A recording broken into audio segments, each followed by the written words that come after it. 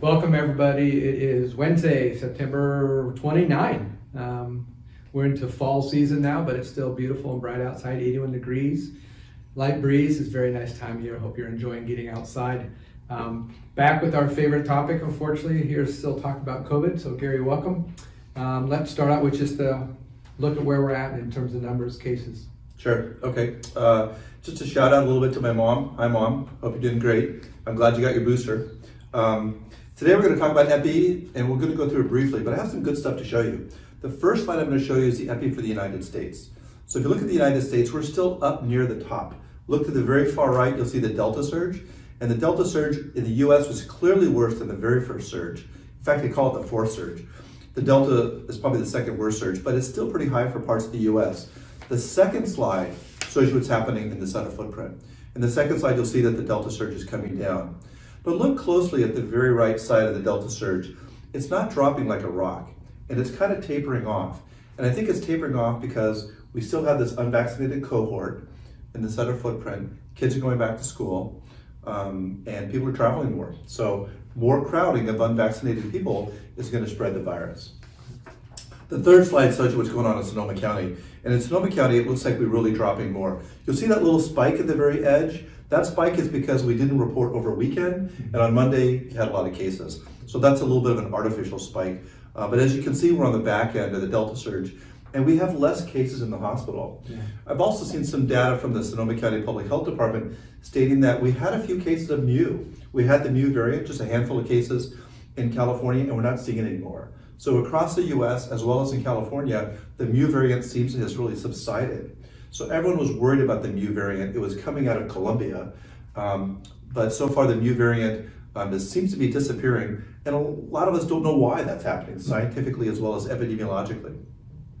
So most of the virus we're seeing now, the vast majority, 99%, still the Delta strain, and it's in the unvaccinated. And just this week, we have 3 patients in the ICU. I admitted 2 more Monday night, one's on a ventilator, all unvaccinated. It's rare, and I've only seen 1 patient in the hospital who's been vaccinated and was short of breath, needed oxygen, and they did well after 2 days.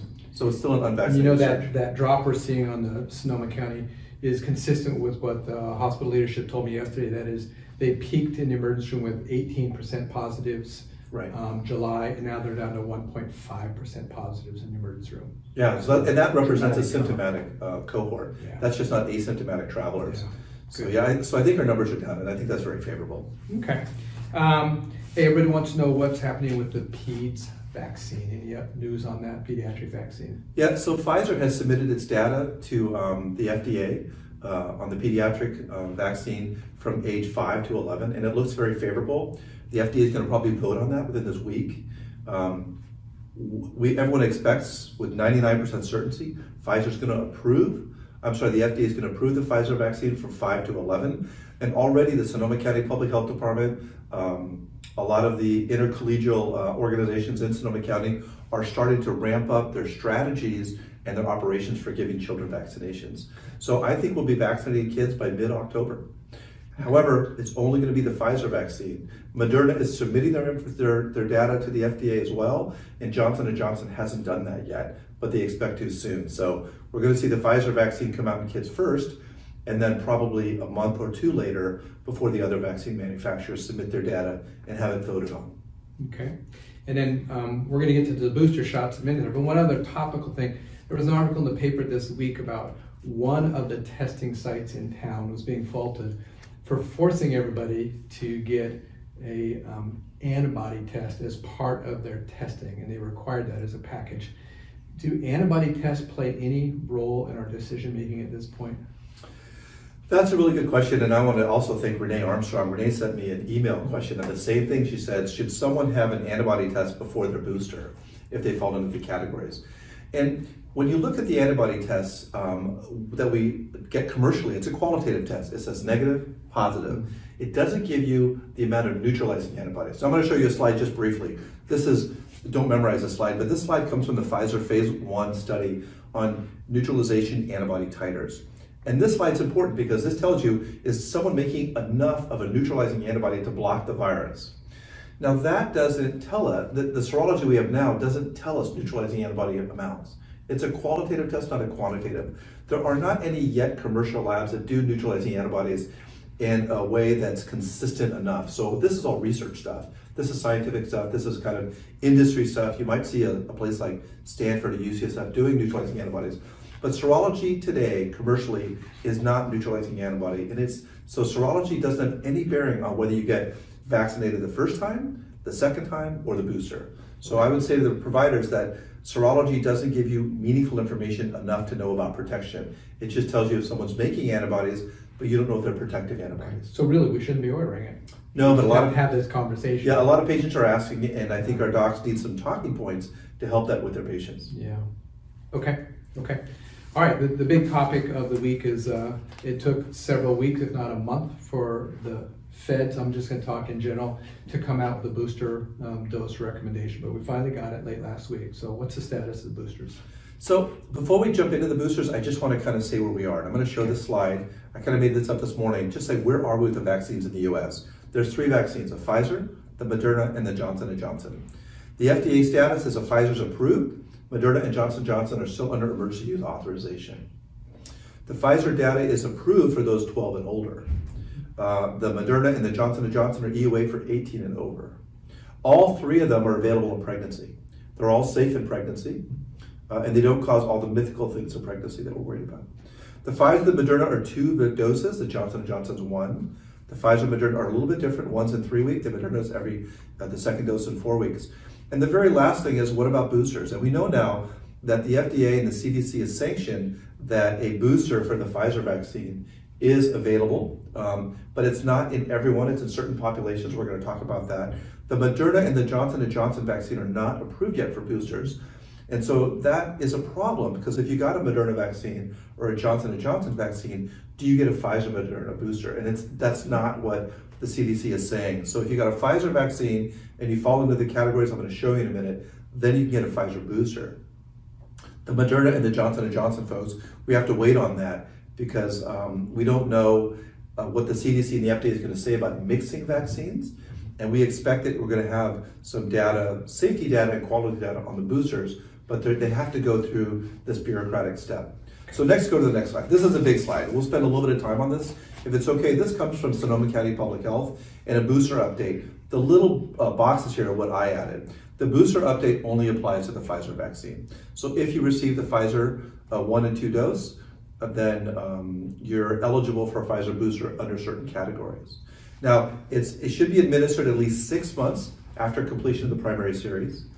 And ACIP, the Advisory Committee for Immunization Practices, which is a CDC group, not an FDA group, they recommend people age over 65, 65 and older, and also residents of long-term care facilities. Okay. So, and I think that's going to be very important. I'll talk about that in a minute.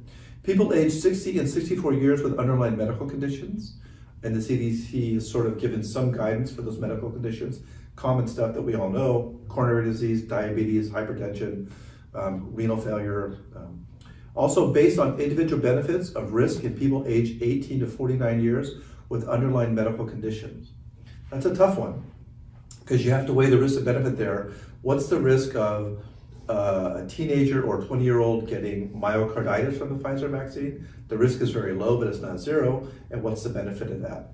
I saw some data from the CDC stating that in this age group of 18 to 40, you would have to vaccinate 8,000 people to prevent 1 hospitalization. But you're likely going to see 2 or 3 cases of myocarditis, and they may be very mild. Are you talking about the booster with that data or a first dose? No, that's the booster data. So booster data. So still, you're not negating the fact that the 18 to 40-year-olds need a vaccination. You're saying the booster data. That's correct. And that's really important, is that, when you have the primary series with a Pfizer or Moderna vaccine, they're absolutely great at preventing hospitalization. So after primary dosing, the first and second dose, to get a booster, a third dose in that category, now you have to vaccinate 8,000 people with this third booster shot to prevent a hospitalization. Okay. So that's a risk-benefit ratio. Okay. So good point, thanks for that. Also, people aged 18 to 64 who are increased risk of COVID exposure and transmission because of occupational or industrial exposure. So this is first responders, healthcare workers, people in long-term care facilities, and some other groups that I haven't memorized. So I put a little box there for healthcare workers, because this is kind of what we fall into as healthcare workers in the industry. Ambulatory versus hospital doesn't really matter for healthcare workers. So this is a big slide on the booster update. These are the categories. Who do I worry about for boosters? The people in the US who are vaccinated and yet coming into the hospital with severe illness are those who are really old. And so I'm going to show you the next slide, and this is a topic called immunosenescence. We know, now this happens to be with the Pfizer vaccine, but we know that the probability of dropping your neutralization antibody titers, your protection for the vaccine, this is both antibody protection as well as T-cell protection, happens after the age of 80. And there's good data to show here, kind of shown on this slide. I put an arrow there at the 80 cutoff. And really the people who are dying of COVID illness after receiving a booster of any vaccine are those over the age of 80. So that is really an important population. And that's why I think it's really important we get the booster shot out, specifically in that age group.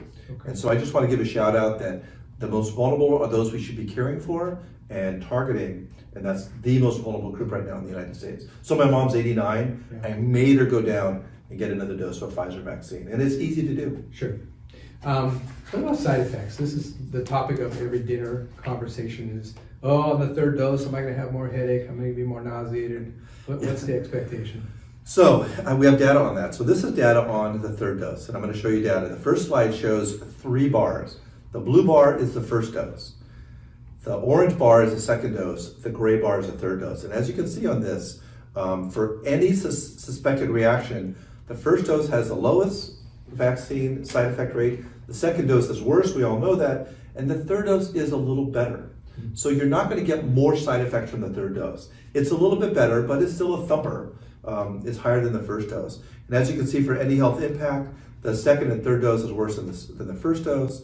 And then unable to perform daily activities because maybe your arm is super sore, maybe you're really fatigued, maybe you have myalgias, you just need to stay home that day. The third dose is less than the second dose, but worse than the first dose. Bottom line, the second dose hurts the most. The third dose doesn't hurt as much as the second dose. And you might want to say, well, what kind of side effects? Are they different? Are the third dose side effects different? They're really very much the same, and that's the last slide I'm going to show you guys today.